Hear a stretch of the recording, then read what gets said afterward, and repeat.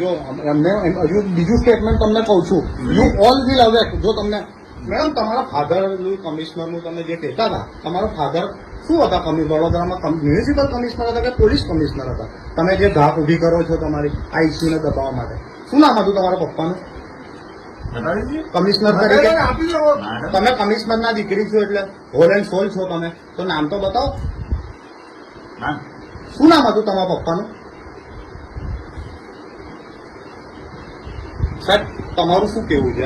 આ તમારા અંડરમાં છે, આ બેન કમિશનરની ધાક ઉભી કરે છે ભાઈઓ સામે, તો તમારું સોરી ફોર ધેટ.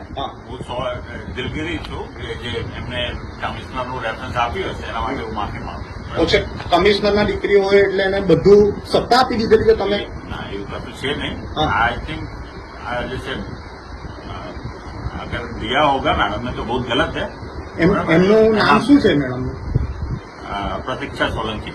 ઓકે, તમે એમની સામે સાહેબ એક્શન લેવાનો છો? આજે બધો ઇસ્યુ થયો છે એક્શન એટલે અમે લઈશું જ. આખું જે પહેલા જ અત્યારે જે મુદ્દા છે એના પર તમે લઈ જ રહ્યા છીએ. Okay, okay. અને એમાં તમને 5 મિનિટમાં મળી જશે તમને એક્શન. બરાબર. અને સંધ્યા મેડમનું સાહેબ તમારું સંધ્યા મેડમ બાબતે પણ જે રજૂઆત કરી છે એ રજૂઆતમાં અમે જોઈશું કે ક્યારેક રિટર્નમાં શું આપ્યું હતું ને એના ઉપર અમે લઈશું.